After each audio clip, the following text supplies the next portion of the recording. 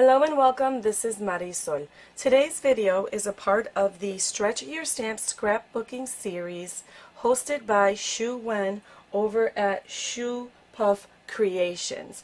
And today's topic is tiny text and small sentiments. Big impact with small stamps. The easiest and most obvious way to use a small sentiment stamp is to stick it on a block and stamp it once. But small stamps can make a big impact with just a few tips and tricks. Stay tuned to watch how to make something small into something big. First, let me share some of the stamp sets that I'll be using today. I'll be using this stamp set by Ali Edwards, where it is a stamp set about the weather, fall, spring, winter, summer. And what I like about this stamp set is that it has bold stamps, but also has tiny sentiments. And what I'll be doing with this stamp set is combining a bold sentiment with a small sentiment to make a big impact. The second stamp set I'll be using is this one here, by Ali Edwards. This is from her travel collection in 2018, and the entire stamp set is tiny text. And I can use this in so many different ways. I'll be sharing with you today one of my favorite ways to use the small sentiments. The rest of the stamp sets that I'll be using are smaller stamp sets that come from the Stories by the Month kits by Ali Edwards. These stamp sets are really cool because, just like that first one I showed you, they have bold sentiments along with smaller ones, giving you lots of different options when creating your own journal cards or filler cards. Tip number 1, pair small stamps with large stamps. Use the large stamp as a title, then use the small stamp as a subtitle.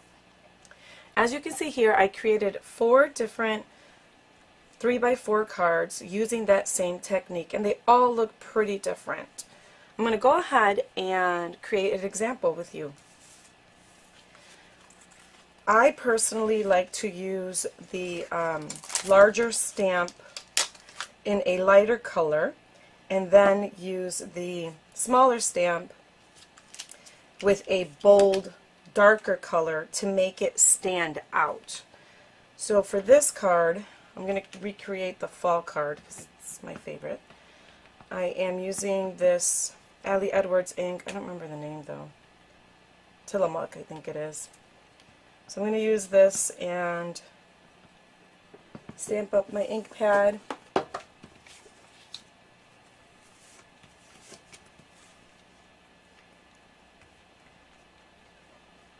With this technique, you really have endless combinations that you can create based on your project, based on your style, how much room you want to leave yourself for a photo, or how much room you want to leave yourself for journaling. I think for this card what I'll do is I will add a photo. The nice thing about stamps, small stamps particularly, is that you can layer them up without making them look really busy. Oh, this is upside down.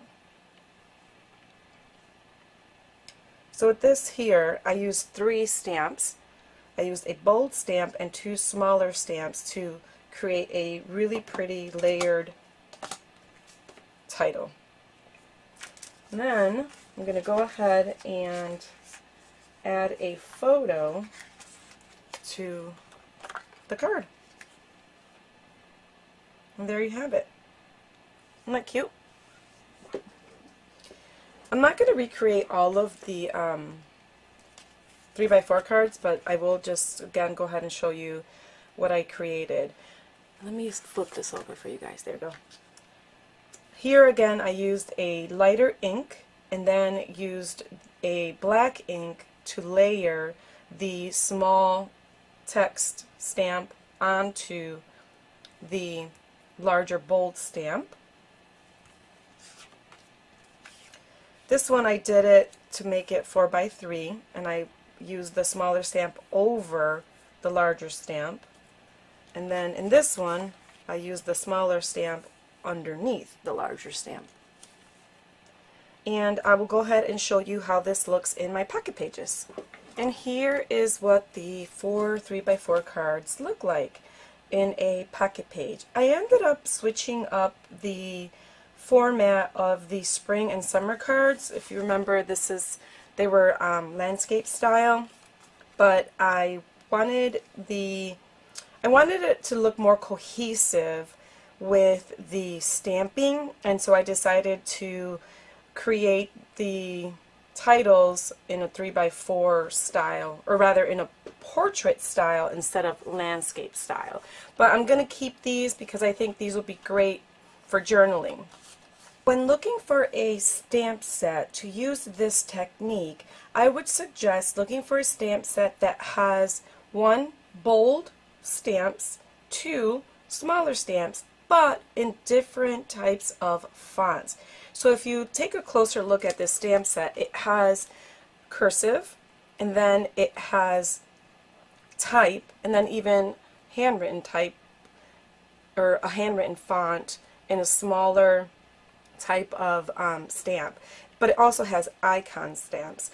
This to me is a very versatile stamp set. Unfortunately, I did not find it on the internet, but I know that there are a bunch of different companies out there currently who will offer stamp sets similar to this stamp set here. So that was tip number 1, pairing small stamps with large stamps, using the smaller stamp as a subtitle in a bold color to make it stand out. The second tip I have for you is to layer the small sentiment over a larger image, just like in this card here. I'm using a outline image of this number 10, and what I'm going to do is I'm going to do some repeat stamping on this 3x4 card in the same color, and then the idea is that I'm filling the entire background with this outline image. This card is particularly pleasing on the eye because of the outline image and then the bold small sentiment.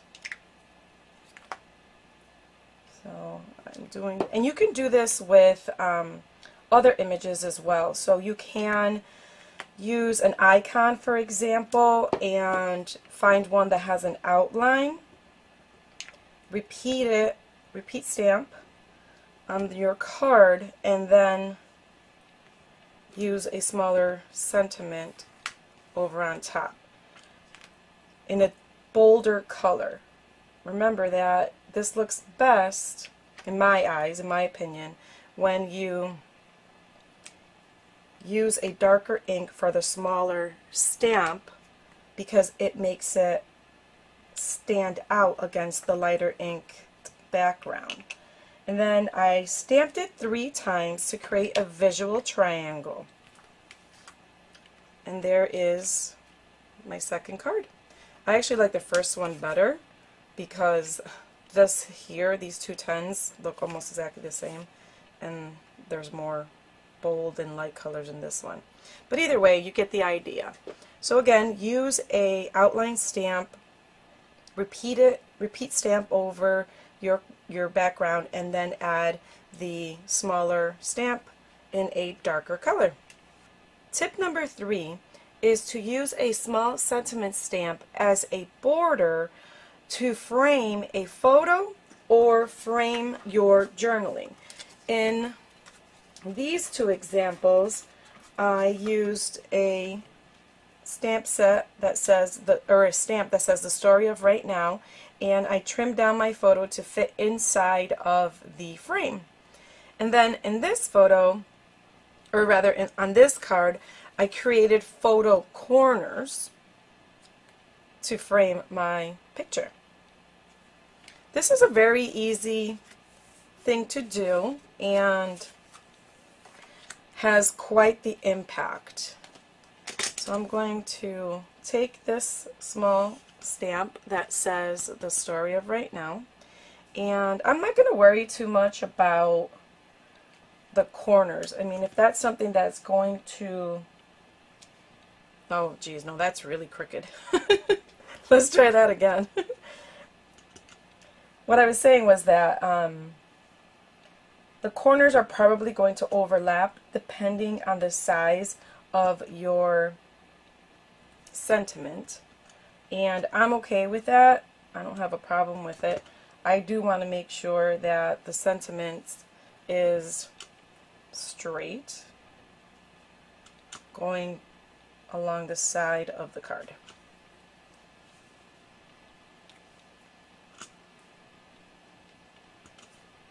So here is probably where it's going to overlap. You could use a little bit of washi to cover it up, but I'm not going to bother with that today. And there you have it. Here's my photo. And it makes a very nice little frame for a photo. Or you could also put journaling in there and frame your journaling if you wanted. But I wanted to do a photo for today. So there's the first example. That's my daughter. Oh, she's so big now. She's 13. She was probably 5 years old in that picture. Anyway, I digress. Okay, so for this one, I created what I'm calling photo corners on a 3x4 card. And I'm going to use the same picture just for the sake of time.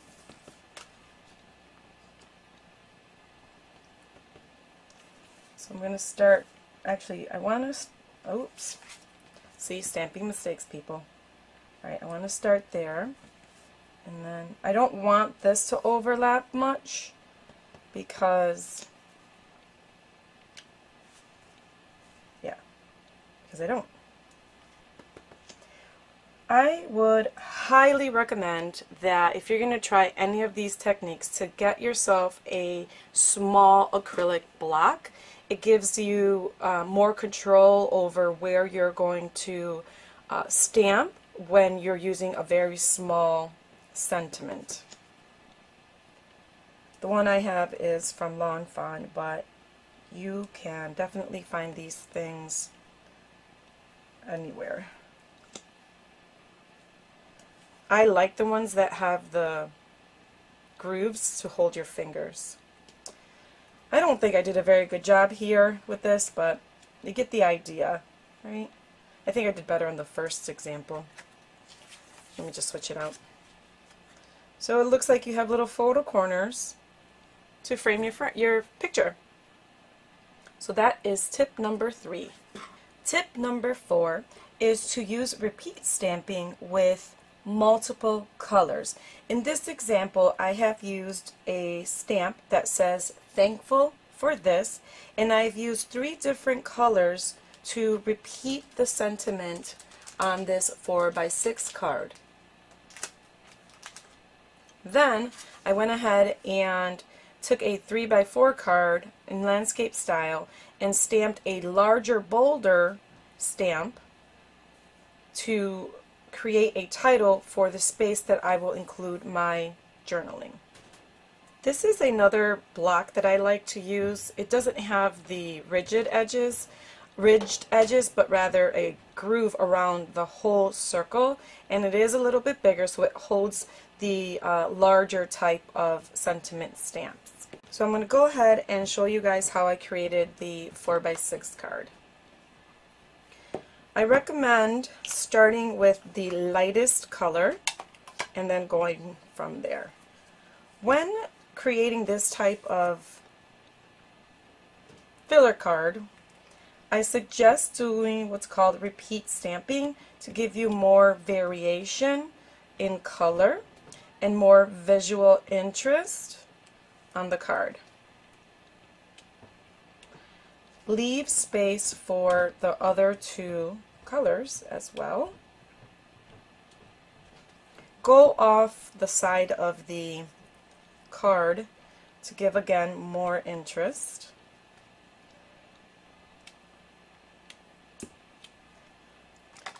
Be sure to clean your stamp in between colors so you don't get too much cross-contamination of color.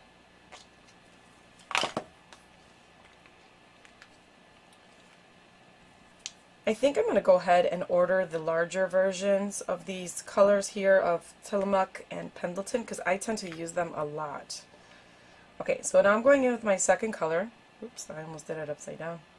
And I'm going to fill in some of the white spots and overlap just a little,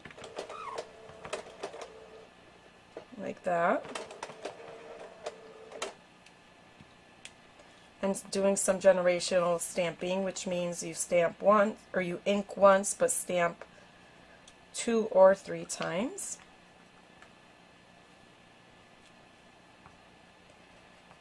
I love using stamps. I feel like they are so versatile and you get so much for your money. And I don't know, there's so many techniques that you can do with stamps. They're my favorite product. So I'm just filling in some white spaces, but also keeping in mind that I have a third color that I want to use.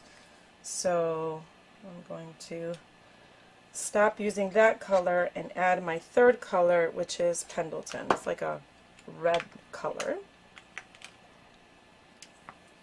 And this is going to be my boldest color. And I want, again, remember, when you're using the smaller stamps, using a bold color makes the sentiment stand out. See that? So cool.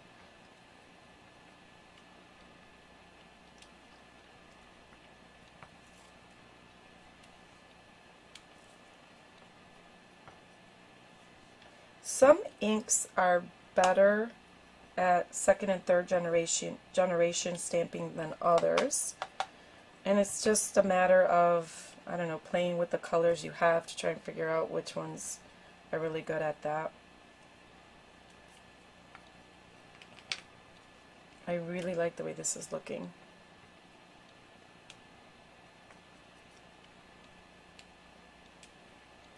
Now I want to remember that the middle part of this card will be covered. So this, I'm placing the card there to give me an idea of the white spaces that I need to fill. So I need to fill in here, here, and up there. So let me go ahead and do that.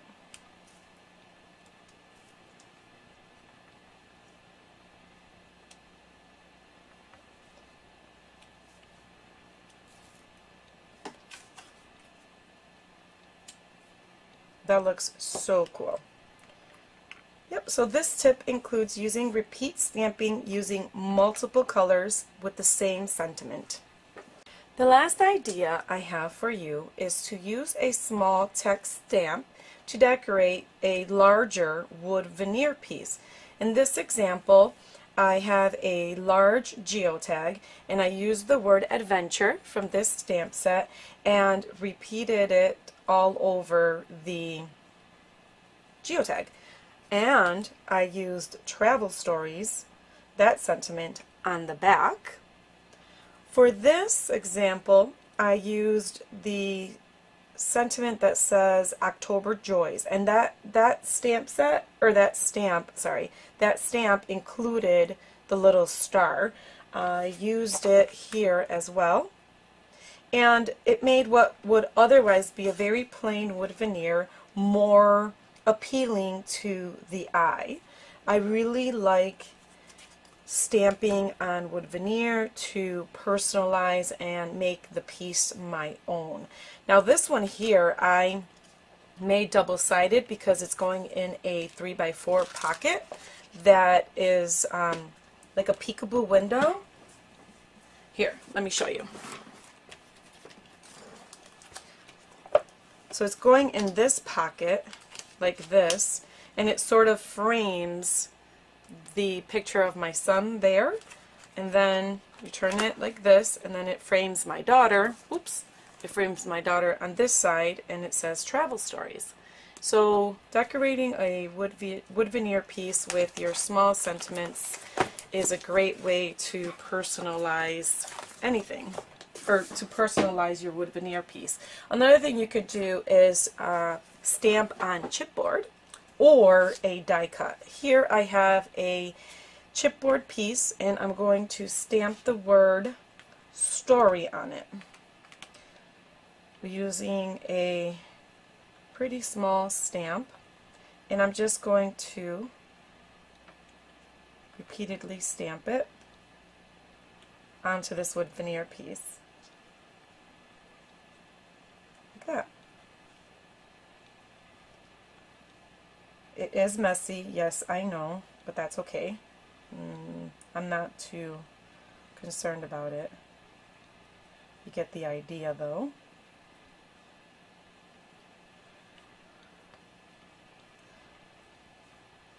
So what otherwise would have been a very plain chipboard piece is now a decorative chipboard circle. I hope you enjoyed these tips and tricks on how to make a big impact with small stamps. In my description box below, you will find links for the other videos in today's series. Thank you for joining me, and if you enjoyed today's video, please give me a thumbs up, and if you haven't already, please consider subscribing. See you next time.